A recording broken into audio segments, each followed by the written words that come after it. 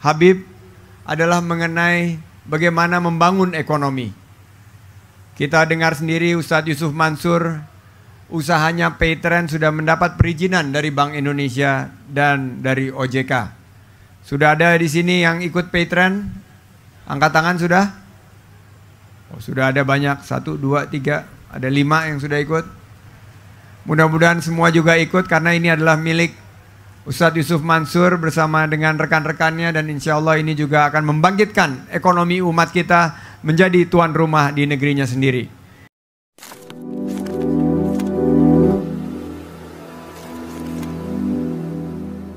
Assalamualaikum warahmatullahi wabarakatuh. Welcome back to my channel Tech TV. Ya teman-teman, kali ini kita bicara tentang Sandiaga Uno. Nah, saya nggak berbicara lagi tentang orang ya, karena ini juga saya sendiri mengalami, dan juga mungkin kita ngebahas tentang reaksi video Sandiaga Uno yang berhubungan dengan Yusuf Mansur tentunya. Nah teman-teman, saya itu pernah membantu rekan saya sebagai seorang pengusaha, dan kebetulan mereka anggota HIPMI dan saya juga pengusaha, cuma saya nggak ikut HIPMI karena ya HIPMI kan cukupnya berbeda gitu dengan kita. Nah intinya adalah ketika teman saya meminta saya untuk mengawal Sandiaga Uno waktu itu ya menjadi calon presiden, itu saya oke aja karena melihat sosok beliau cukup bagus, cukup sebenarnya revolusioner dalam bidang keuangan. Nah, saya lebih ke sana ya, ke bidang keuangan. Nah, Sandiaga Uno ini waktu itu saya kawal dari Jakarta ke Kabupaten Jawa Barat, saya kawal. Saya melihat beliau cukup baik orangnya, dan memang ketika dalam satu organisasi saya sering melihat beliau, dia orang yang baik. Nah, cuma ketika melihat sosok beliau di depan Yusuf Mansur, dan dalam tanda kutip ya, di depan Yusuf Mansur dan para kabib-kabib itu, waktu itu saya udah nggak srek teman-teman. Nah, tapi sebagai referensi kita lihat dulu videonya. Yuk, check it out. Habib adalah mengenai bagaimana membangun ekonomi. Kita dengar sendiri Ustadz Yusuf Mansur, usahanya Paytrend sudah mendapat perizinan dari Bank Indonesia dan dari OJK. Sudah ada di sini yang ikut Paytrend? Angkat tangan sudah? Oh, sudah ada banyak, 1, 2, 3, ada 5 yang sudah ikut. Mudah-mudahan semua juga ikut karena ini adalah milik Ustadz Yusuf Mansur bersama dengan rekan-rekannya, dan insya Allah ini juga akan membangkitkan ekonomi umat kita menjadi tuan rumah di negerinya sendiri. Karena ekonomi umat kalau tidak dibangun oleh kita, siapa lagi? Dan kalau bukan sekarang, kapan lagi? Kita ingin sama-sama bisa membuka lapangan kerja seluas-luasnya di Jakarta dan di Indonesia. Oleh karena naik pangkat kayaknya. Terakhir nih Pak Yai, kita udah kangen nih pengen denger Pak Yai ceramah. Susah bener Bib ngubungin ini konglomerat sekarang. Tahu Paytrend nggak Ibu? Paytrend tahu nggak Paytrend? Siapa yang anggota Paytrend angkat tangan? 1, 2, 3, 4, 5. Yang belum anggota Paytrend angkat tangan? 1, 2, 3, 4, 5, 6, 7, 8, 9, 10, 300. Yang anggota baru 20, yang belum anggota 300. Habis ini semua ikut Paytrend ya. Amin. Nanti dapat sepeda dari Pak Kiai. Mau presiden aja yang bisa bagi sepeda. Tapi ayo mau Ustaz Solmen juga bagi-bagi sepeda. Pokoknya yang bagi sepeda bakal aman insya Allah. Dunia akhirat, amin. Semangat ibadah haruslah hikmat. Semangat ibadah haruslah hikmat. Jangan lupa bersalawat. Maulid di rumah Ustadz Solmed, insya Allah berkah dunia akhirat.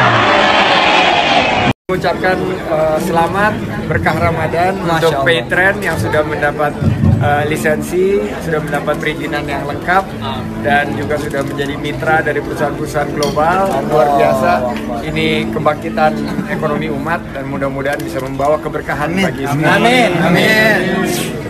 Siap Pak.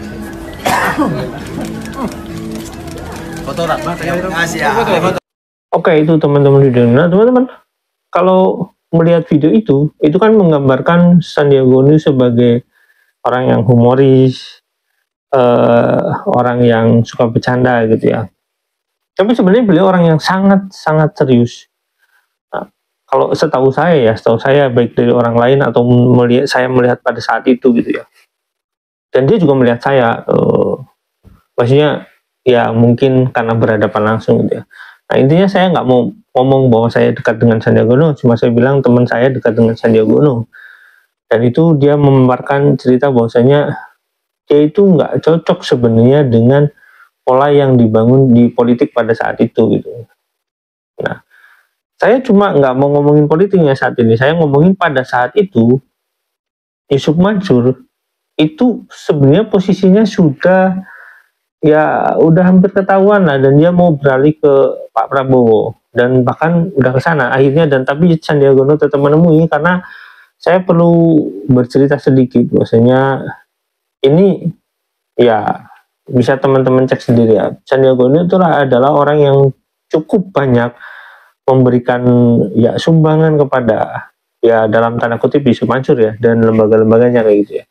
Itu cukup banyak. Jadi Sandiaga Uno sebenarnya ya kalau misalkan kedekatan dengan Yusuf Mansur harusnya sudah cukup dekat, dan itu wajar sekali. Cuma di politik itu kan bukan cuma seperti itu. Yusuf Mansur pada saat itu udah jelas lah mendukung siapa dan bagaimana gitu. Walaupun 2017 saya mungkin melihatnya ya Yusuf Mansur nggak bisa mendukung Bang Sandiaga Uno. Karena apa? Karena Yusuf Mansur kan orang Tangerang. Ketika 2019 ketika mencalonkan wakil presiden ya, Sandiaga Uno agak apa ya, agak nggak melihat faktanya gitu. Dan bolehlah kalau misalkan Yusuf Mansur itu dicetak di media itu sebagai orang yang baik gitu atau bagaimana, tapi kan Sandiaga Uno ini punya tim yang bisa mengkoreksi. Pada saat itu saya udah bilang ini Yusuf Mansur ini bukan orang yang baik dan Habib ini bukan orang yang baik gitu ya. Ya pokoknya intinya seperti itu lah. Saya bilang nggak bisa, ini nanti kalah akhirnya.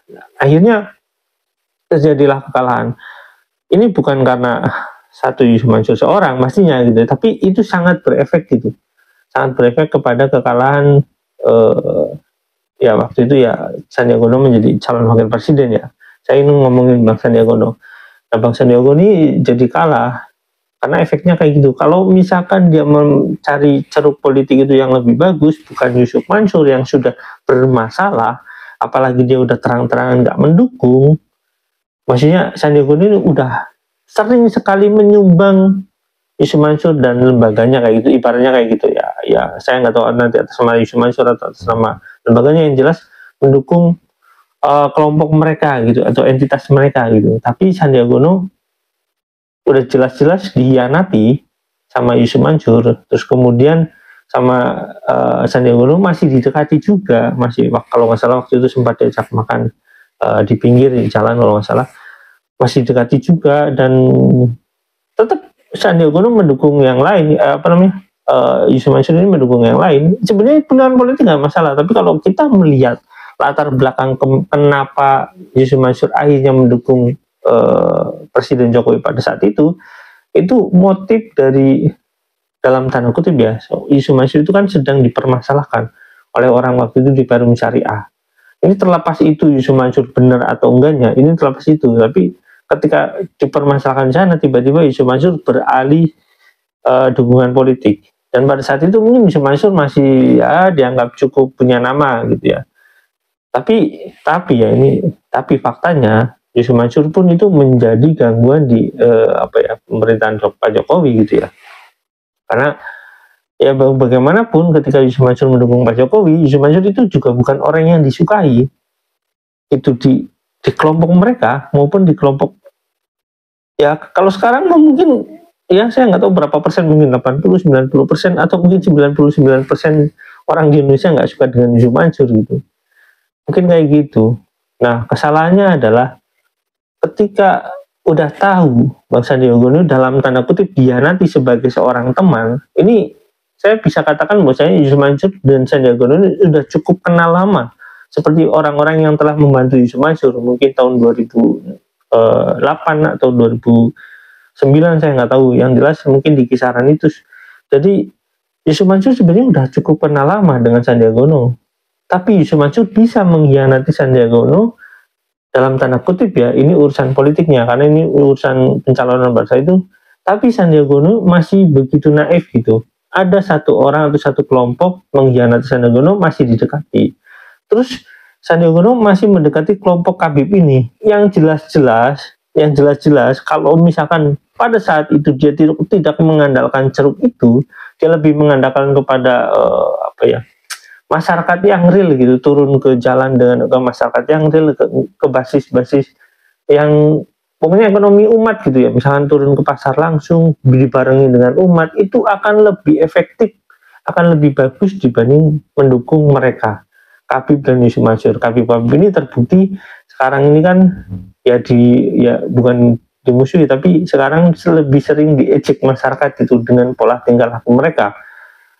Nah, begitu teman-teman. Maksud saya adalah Sandiaga Uno sebagai seorang pribadi yang baik dan cukup, menurut saya cukup bagus dalam hal ekonomi, dalam bidang finansial, itu sering sekali membantu Habib dan Yusuf Mansur. Tapi pada akhirnya Sandiaga Uno dalam hal ini maupun Pak Presiden Prabowo pada saat itu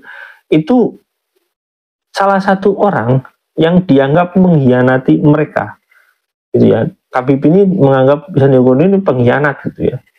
Padahal bersatunya Pak Sandiaga Uno dan Prabowo kepada Pak Jokowi itu adalah sebuah kebutuhan politik bangsa. Adanya persatuan itu cukup bagus menurut saya, sehingga narasi perpecahan umat akhirnya hilang. Nah, tapi sekarang muncul itu narasi perpecahannya antara Habib dan ulama Nusantara. Itu sebenarnya bukan perpecahan yang diciptakan oleh ulama Nusantara, tentu tidak. Itu tapi perilaku mereka yang menganggap mereka itu punya ras lebih tinggi. Padahal udah jelas ya, mereka itu haplogramnya kan gay, udah jelas itu dari Kaukasus, dan itu udah pasti dipastikan itu bukan keturunan Rasulullah gitu ya. Nah, tapi ya begitulah.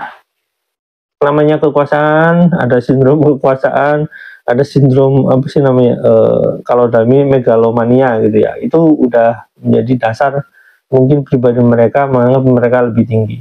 Itu saya menyinggung Habibnya. Tapi untuk Sandiaga Uno kepada Yusuf Mansur ini, teman-teman untuk yang punya kekuatan politik atau misalkan punya tujuan politik, kalau mau bergandengan tangan dengan tokoh agama, dengan tokoh politik gitu ya, dengan tokoh LSM atau dengan siapapun lah, lihat latar belakangnya, lihat cara mainnya, lihat perilakunya terhadap karyawan, lihat perilakunya terhadap masyarakat.